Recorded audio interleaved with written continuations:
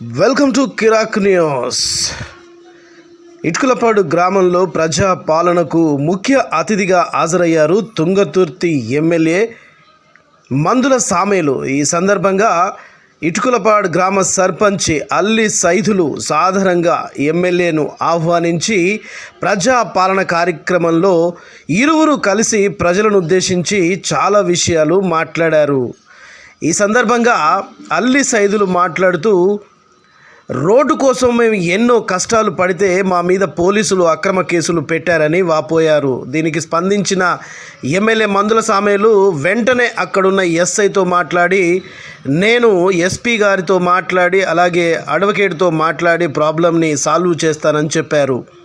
ఇక మందుల సామేలు గత ప్రభుత్వ వైఫల్యాలను గురించి మాట్లాడుతూ పూర్తిగా ఎద్దేవా చేశారు.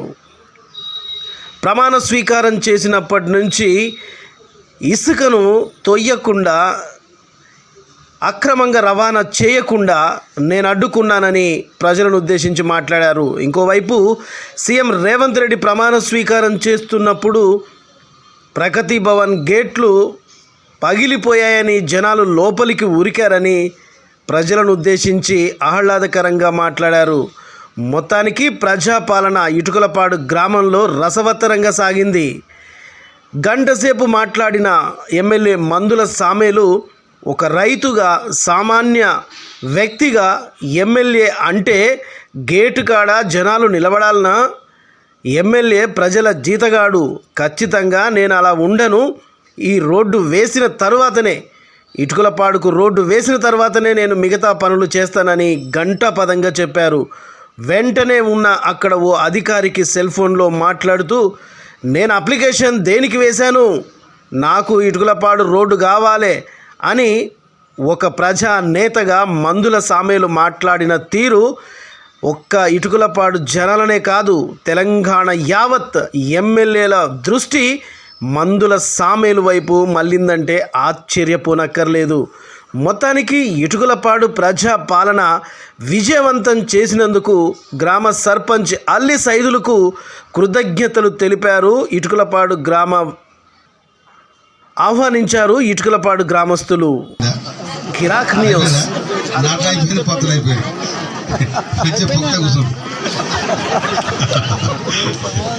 ఎందుకంటే నేను కూడా వ్యవసాయదారుని కాబట్టి ఏ పని అప్పుడు ఎప్పుడు అయిపోయింది, ఏ పని ఎప్పుడు అయింది అని నాకు తెలుసు. అందుకోసం ఎలా అయిపోయింది కాబట్టి మంచిగా కూర్చోం. ఇటుకలపాడు అక్క చెల్లెలకు, అన్నదమ్ములకు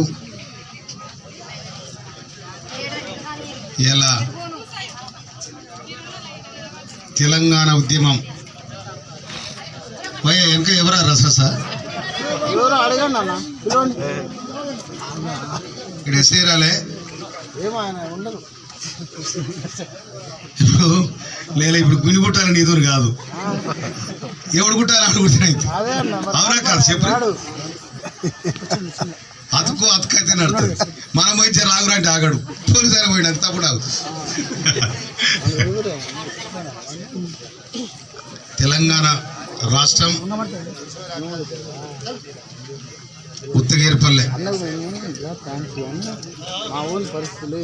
దశాబ్దాల పోరాటం, ఎంతో మంది వీరులు నేలకొరిగిన సందర్భం, ఎదురు కార్పుల్లో నేలకొరిగిన అన్నదమ్ములు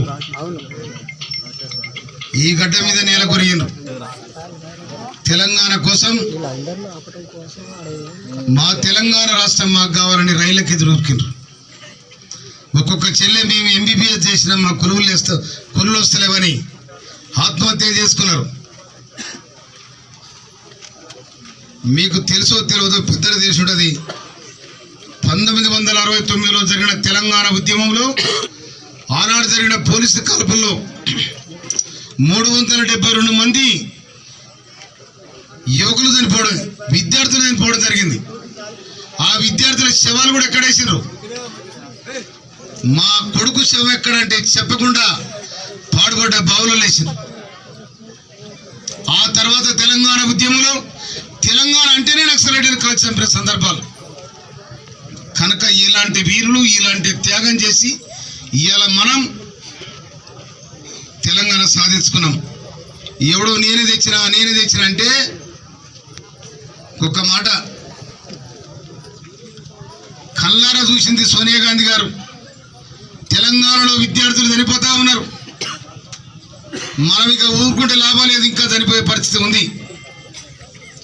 వాళ్ళ ఆత్మ కోసం మనం కల్లారా చూడకూడదు, చెవులారా వినకూడదు అని మనకు తెలంగాణ ప్రత్యేక రాష్ట్రాన్ని ఇవ్వడం జరిగింది సోనియా గాంధీ గారు.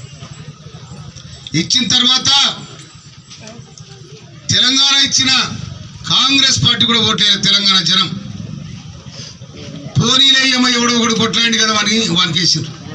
వానికి వస్తే ఏం చేసిండ్రు చెప్పురి, మీకు ఎరక ఉండాలి బాగా. మొత్తం ఇసుక దందలు, గెలిచిన ఎమ్మెల్యేలు ఇసుక మాఫియా, భూమి మాఫియా, ఇసుక అమ్మిన మూటలు హైదరాబాద్ పోవాలి, ప్రగతి భవన్ పోవాలి. ఎక్కడ అభివృద్ధి జరగలేదు. వాళ్ళు వాళ్ళ కుటుంబాలు వాళ్ళ కింద ఉన్న ఎమ్మెల్యేలు దాచుకొని ఎన్నికల ఖర్చు పెట్టింది. ఈ విధంగా 10 ఏళ్ల పాలన జరిగింది. ఒక మాట చెప్తున్నా నేను, ఏ సర్కార్ వచ్చినా కూడా మొట్టమొదటి పేదల ఇళ్లలో పోయి, పేద ప్రజల గుడిసెలలో పోయి ఈ పేద ప్రజలకు ఏమన్నా గూడు నీడ కల్పించాలని ప్రయత్నం చేస్తుంది. 10 సంవత్సరాలల్లా ఏ ఒక్కరిని ఇల్లు కట్టించిన పాపన పోలే. కట్టించారా ఎవరు లేవన్నా? ఏం కట్టించారు చెప్పరి? ఏం కట్టించారు? మీరు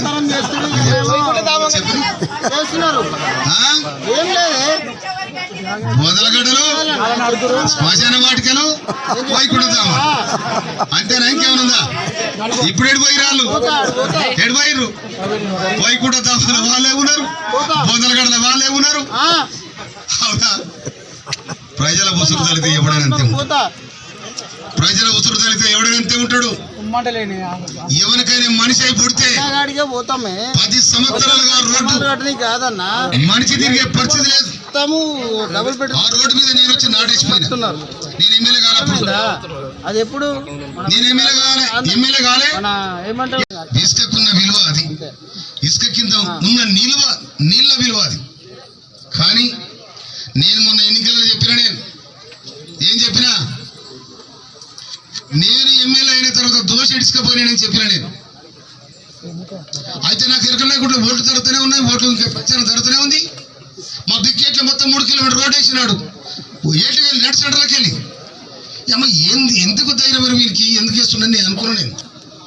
నేను చెప్పినా, నేను గెలిచిన వారం రోజుల్లో ఈ రోడ్డు మొత్తం సదనం చేయకపోతే నేను మందులోడు గారని చెప్పినా. నేను గెలిచిన వారం రోజుల పైన జేసీబీ తీసుకుపోయి మొత్తం సదనం చేసిన.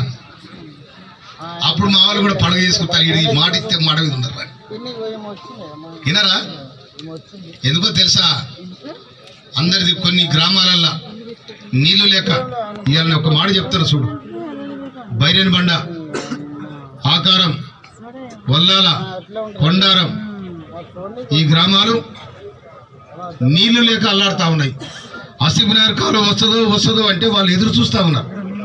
ఇలా నేను ఆఫీసర్తో మాట్లాడి, నేను అసిబినార్ కాలం నీకు 1 సంవత్సరంలో కంప్లీట్ చేయాలి, పూర్తి చేయాలని కూడా చెప్పడం జరిగింది. ఎక్కడైతే నీళ్లు ఉంటాయో అక్కడ ఆరోగ్యవంతమైన జీవితం ఉంటుంది. మనం ఒక మాట చెప్తే, ఇప్పుడు మన నగరికలకు ప్రాడుకున్నాం అనుకో, నగరికలు ప్రాడుకొని బోరేస్తే నీళ్ళు పోలేదు ఏం చేస్తారు చెప్పు? దబ్బా మొత్తుకుంటాం, తలకాయ కొట్టుకుంటాం. ఇక మన నిలబడపోయారా ఈ ప్లాట్ ఏమిటి పనికి వస్తాయి? నువ్వు అమ్మలేవు, నువ్వు కట్టుకోలేవు. అంటే నీళ్ళ ప్రాధాన్యత తక్కువ ఉంటుంది. అందుకోసమనే మనకు ఈ ప్రకృతి ఇచ్చిన, దేవుడిచ్చిన వరం ఈ నీళ్లు. అందరు దొరకాయి, మనకే దొరుకుతాయి. అందుకోసమని ఇన్నాళ్ళు వీళ్ళు ఆర్డర్లు సాగినాయి. ఇసుక పోయింది, ఇసుక మాఫియాలు ఎవరు అడ్డం తిరిగితే మధ్యలో దొరుకుని కొట్టిర్రు, పోలీసులు అక్రమం కేసు పెట్టించారు. ఇప్పుడు ఆయన సాగాయి వామా రసరస జర. మిత్రులారా, నేను ఇంకో మాట చెప్తా ఉన్నాను. నేను ఎన్నికల కంటే 3 రోజుల ముందే దబ్బర వచ్చాడు నా నాటిని కొబ్బరికాయ కొట్టారు కదా అది సర్పంచ్ చెప్పేది. ఈ ఊరికి ఎందుకు ఈ రోడ్ వేయలేదంటే, ఇక్కడ ఎంపీటీసీ వేస్తే ఎంపీటీసీకి కాంగ్రెస్ గెలిచింది, సర్పంచ్ చేస్తే సర్పంచ్ కాంగ్రెస్ గెలిచింది. ఎందుకైనా ఓడికంటే నువ్వు ఏమనుకున్నా ఎమ్మెల్యే, ఈ నియోజకవర్గాన్ని మొత్తం ఎమ్మెల్యే, అందరికి బాధ్యత చేయాలని బాధ్యత ఇది ఉంది. ఇవాళ గౌరవ మన ముఖ్యమంత్రి వారు రేవంత్ రెడ్డి గారు వాళ్ళ కొడంగల్కి ఎమ్మెల్యేనా, నేను ఇలా ఎమ్మెల్యే ఉన్నా, నా ఊరికి ఎమ్మెల్యేనా అయితేనా? జ్ఞానం లేని దద్దమ్మలో ఇవాళ ఆ రోడ్డును వదిలిపెట్టు నడిచిన వాళ్ళు ప్రతి ఒక్కడు అమ్మ ఈ రోడ్డు బాగుంది అంటారు. ఏమంటారు? ఈ ఇంట్లో మనపోయే కదరా అంటారు. అటరానరా ఒక్కోరు తెల్లదాకపోతే తట రాళ్ళదాకా కూడా పడతాం. పోయినోడు కనుక మనకు గెలిస్తే ఏమో ఎరికేనా ఒక గుంపు తయారు చేస్తుండే, చేసి ఆరి ఈ కంకర తేలిన రోడ్లు ఆడున చూడరు అని చెప్తుంటారు. కంకర ఎక్కడెక్కడ తేలిన బాగా చూసినా పోరా అని చెప్తుండే. తెలంగాణ గడగడ తేలి ట్రక్ తీసుకపోయి నుక్కరా కూర అమ్ముకుందామని చెప్తున్నారు. ఆ పరిస్థితి ఉండే వాళ్ళది. ఇసుక కంకర భూమి అన్నీ ఎవరు నాటం వస్తే కొడదాం, కొట్టిద్దాం. కానీ ఈ ఆటలు జాగాయిగా ప్రజాస్వామ్యం. ఇంకొక మాట, ఎవరికైనా ఓటు ఒక్కటే, ఓటు అనేది ఒక్కటే. ఓటే కనుక లేకపోతే ఇవాళ ఈ ప్రభుత్వం కూలిపోయేది కాదు, కాంగ్రెస్ వచ్చేది కాదు. డాక్టర్ బిఆర్ అంబేద్కర్ రాజ్యాంగంలో పొందుపరిచిండు, పేదోనికైనా ఉన్నోడికైనా ఏ కులపోరికైనా ఒక్కటే ఓటు. 30 తారీఖు నాడు ఓటు గుచ్చితే 3 తారీఖు నాడు పరారైపోయారు. అవునా కదా? 9 తారీఖు నాడు 9 తారీఖు లాల్ బహదూర్ స్టేడియంలో రేవంత్ రెడ్డి గారు ముఖ్యమంత్రిగా ప్రమాణ స్వీకారం చేస్తుంటే కేసీఆర్ ఉన్న ప్రగతి భవన్ ముంగట ఉన్న గేట్లు ఆటతలు అయ్యే ఉరుకుతున్నాయి. అయ్యో గేట్లు అడుగుతున్నాయి, జనం లోపల గురుకుతున్నాయి. విన్నారా? ఒక్క ₹1 మన ఈ గ్రామ పంచాయతీ చెందినా కూడా ఆ రోడ్డు బంగారం అవుతుండే. కానీ ఆ పైసలు నీకు అందనీయలేదు. నేనే వచ్చి 6 నెలల కింద ఆ రోడ్డు చూసి నాటేసిన, ఇట్లా సిగ్గు వస్తుందేమని వచ్చిన దాదా కొబ్బరికాయ వచ్చిన గది నడిపోయారు. ఎక్కడ పోయారు ఆయన? ఎక్కడ ఉండో తెలియదు, ఎక్కడ పోయినో తెలియదు. అయితే నేను అధికార పార్టీలో ఉన్నప్పుడే ఇసుక తీయొద్దని పోరాటం చేసిన. ఎందుకు పోరాటం చేశానంటే వాళ్ళకేమో ఇసుక పడ్డది, కానీ నాకు ఇసుక కింద నీళ్ళు పడ్డాయి. నాకు వాళ్ళకు ఏం పడ్డాయి? ఇసుక పడ్డది, నాకు ఇసుక కింద నీళ్ళు పడ్డాయి. ఆ నీళ్లు ఎక్కడ పోతాయి? తాగితేనే పోవాలి, జీవాన్ని కాపాడుతాను పోవాలి, పొలాలే పోవాలి. నేను ఇవాళ 30 ఎకరాలు నాడబెట్టింది. 30 ఎకరాలు అందరూ అలికిరు మా ఊరే మొత్తం. ఈ కూలీలో భయపడి ఈ కూలీల కథ ఎట్లుంది ఎరికేనా? మొత్తం నేను చెప్తాను, నాకు ఎరక. కూలికెళ్ళి పోయేటప్పుడు అనుకుంటాను మొట్టమొదలు ఎంత ఆడదామని చిన్నగా ఒకరి తర్వాత నార్మల్ కాడ చేరుతారు. నార్మల్ కాడ చేరి పోయి ఆయన ఆడుండే పిలవా మాట్లాడా అన్న తర్వాత వాళ్ళు ఏరే పెట్టేది ఇల్లంతా కసాబు ఉందంటది. 5,000 ఇంకో 5,500 ఎక్కువ ఆడానే. ఏమో దయ్యాలా? నువ్వు దయ్యానివా? నువ్వు మర్చిపోయి కదా. ఎమ్మెల్యే దగ్గర పోయి 4 గంటలు 3 గంటలు నిలబడాలా? నువ్వు చిన్నగానివా? ప్రజలు నీకు ఓట్లు వేసారు కాబట్టి అడిగే హక్కు వాళ్ళకు ఉన్నది, వాళ్ళ నిలదీసే హక్కు కూడా ఉంది. నిన్ను కొట్లాడి ఓట్లు వేసారు నీకోసం, నేను గద్దెరికేయాలని. అటువంటి అప్పుడు ప్రజలను నువ్వు దూరం కొడితే ప్రజలు కూడా నేను దూరం కొట్టారు. అందుకోసం మిత్రులారా, కాంగ్రెస్ పార్టీ సోనియా గాంధీ ఈ 10 సంవత్సరాలుగా జరుగుతున్న అరాచక పాలన చూసి ఇచ్చిన తెలంగాణ ఎక్కడ పోతుంది? ఎవరి కోసం పోతుంది? చెప్పు లేనాడు ఇవాళ బంగ్లా కట్టిరా, పాడుకుంటానికి ఇల్లు ఫామ్ హౌస్ కట్టుకోరు. ఎందుకంటే నేను మొదటి నుంచి అలా పుట్టినా. నేను ఉద్యోగకారుడు 2001 నుంచి, నాతో పాటు ఉద్యోగం చేసారు. ఒక్కోడు ఎక్కడెక్కడ ఏమైందో నాకు అర్థం కాలే. ఏడున్నారు అంటే ఫామ్ హౌస్. ఈ ఫామ్ హౌస్లకి నీ పడుకుంటానికి ఇల్లేదు. ఫామ్ హౌస్ ఎక్కడంటే అరే గట్టుంటుంది అన్న, నేను ఇట్టి ఉంటాను అంటాడు. దాచుకుండ్రు. రేపు రేవంత్ రెడ్డి ఆడు పని పడతానికి సిద్ధంగా ఉన్నప్పుడు మనం చేస్తున్నాను. ఇంకొక మాట, ఆమె మీకు బతుకమ్మ చీరలు వచ్చినా పోయేసారి వచ్చినాయా? వచ్చినాయి ఏమిటికి వచ్చింది బతుకమ్మ చీరలు చెప్పు. ఆ బతుకమ్మ చీరలకి ఎంత ఖర్చు అయితేనా సంవత్సరానికి 400 కోట్లు 400 కోట్లు బతుకమ్మ చీరల ఖరీదు. ఆ బతుకమ్మ చీరలు అడగట్టి ఇరికేనా నార్మల్లకు అడిపందులకు కూడా అడగట్టి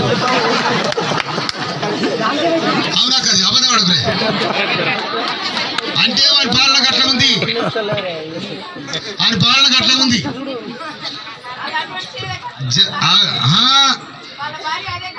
ఆట కట్టలేదు కాడికి ఇట్లా అయింది. అమ్మ ఒక్క నిమిషం. ఇప్పుడు కమ్మ తిప్పేసింది. నిన్నటి దాకా వాళ్ళ కమ్మ ఇట్లా ఉండే ఇప్పుడు ఆ కమ్మ ఇట్లా అయింది. లాభో దిబో మొత్తుకుంటారు. కొడుకును ముఖ్యమంత్రి చేద్దాం అనుకోడు కేసీఆర్. కొడుకును ముఖ్యమంత్రి చేసి ఇక నేను లెటర్ పెట్టి దేనికోసం పెట్టా ఇరుకులపాడు కోసం పెట్టా. ఇంకొక మాట చెప్తున్నా ఈఎన్సీ గారు, నేను ప్రజాపాలన కార్యక్రమంలో ఇరుకులపాడులో శాంక్షన్ చేసిన ఊర్లో ఉండి దాదాపు ఇక్కడ 2-3 వేల మంది వచ్చిండ్రు. అది ఆ కాంట్రాక్టర్ కూడా దొరుకుతలేడు, మీ ఎస్సీ గారు దొరుకుతలేరు. మీరు దయచేసి టెండర్ వేసిన చెప్తుండ్రు, అగ్రిమెంట్ చేసుకోలేదు. దాని మీద ఎమ్మెల్యే బోర్డు నాటి మరి ఏమైందో. ఎందుకంటే 10 ఏళ్ళుగా వస్తే పడుతుంది. ఇంత పెద్ద గ్రామం ఇది, 7,000 జనాభా ఉన్న గ్రామం ఇది. స్టార్ట్ కాకుండా ఇమ్మీడియట్లీ టెండర్ కావాలి, స్టార్ట్ కావాలి. ఉన్నది లేకపోతే నేను మన PR minister panchayati minister Seethakka దగ్గరకు వస్తా. సీతక్క దగ్గర మీరు కూడా నాతో రావాలి.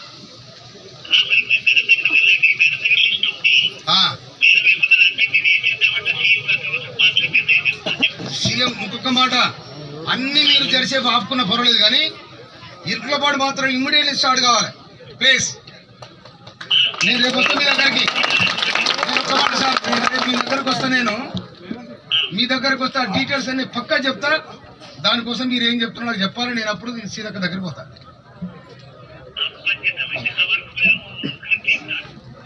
ఇరుకులపాడు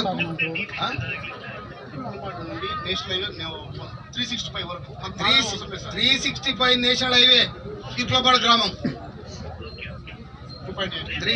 2.8 కిలోమీటర్స్, 2 కిలోమీటర్ల 800 మీటర్లు.